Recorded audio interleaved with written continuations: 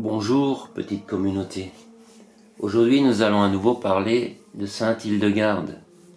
Sainte Hildegarde, c'est plus que des soins par les plantes, c'est une philosophie de vie. Sainte Hildegarde de Bingen, c'est beaucoup plus qu'une orientation alimentaire et l'utilisation de plantes pour les soins. C'est une véritable philosophie de vie. Sainte Hildegarde parlait de la maladie comme d'un déséquilibre entre le corps, l'âme et l'esprit. Elle recommandait des pratiques spirituelles telles que la prière, la méditation et le chant. Elle croyait en l'effet curatif des sons, des chants et des mélodies pour harmoniser l'énergie du corps et retrouver la santé. Elle considérait que la musique pouvait élever l'âme et favoriser la guérison sur les plans physiques, mental et spirituel. Sainte Hildegarde avait compris que la maladie est une manifestation de la souffrance de l'âme. Elle savait que le corps humain était interconnecté avec tout l'univers. Elle avait une grande connaissance des plantes et de leurs propriétés thérapeutiques. Pour guérir, elle savait l'importance de la spiritualité et de l'harmonie avec Dieu et soi-même. Elle avait repris la théorie des humeurs développée par Hippocrate au IIIe siècle avant Jésus-Christ. Les 4 humeurs principales sont le phlegma. Cette humeur est liée à la production de mucus, à l'hydratation et à l'équilibre du corps. En cas de déséquilibre, des problèmes respiratoires ou un excès de mucus peuvent apparaître. Ensuite, il y a le sang, sanguis. C'est associé à la température, à l'énergie et à la vitalité. Des déséquilibres peuvent entraîner de la fièvre, de l'insomnie, une énergie excessive. Ensuite, nous avons la bile jaune, appelée également choléra. Est liée à la digestion et à l'activité métabolique. Les déséquilibres entraînent des problèmes digestifs, de l'agressivité ou de l'irritabilité. Et la bile noire, mélancolia, est associée à l'état émotionnel, à la pensée et à la conscience. En cas de déséquilibre, des symptômes de dépression, d'anxiété et d'insomnie sont à craindre. Sainte Hildegarde recommandait également de trouver un équilibre entre l'exercice physique et le repos pour maintenir une bonne santé et un équilibre émotionnel stable.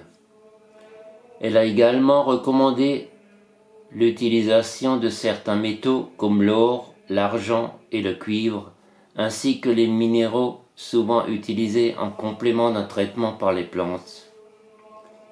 Dans certains cas, elle avait également recours à la saignée, qui consiste donc à prélever environ 20 centilitres de sang, afin que le sang restant se régénère et se nettoie.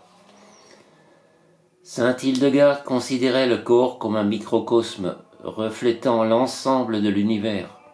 Lorsqu'un déséquilibre se produit dans une partie du corps, il peut y avoir une répercussion sur l'ensemble du corps.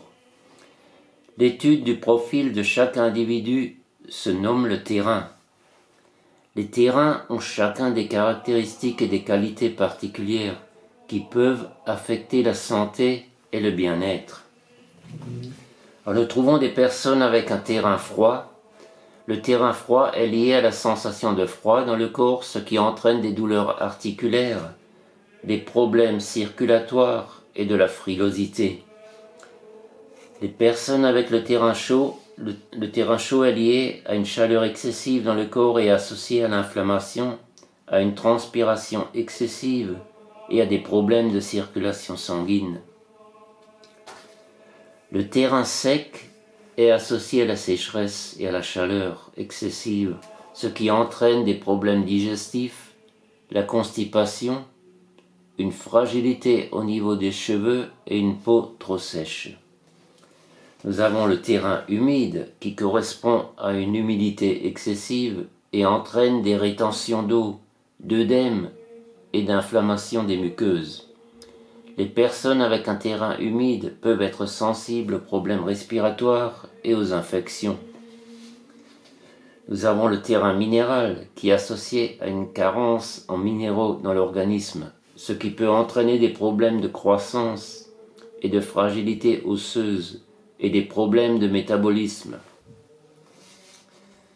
Nous avons le terrain toxique qui est associé à une accumulation de toxines dans le corps qui peut causer des problèmes de peau, une sensation de lourdeur et de fatigue et une trop faible élimination des déchets.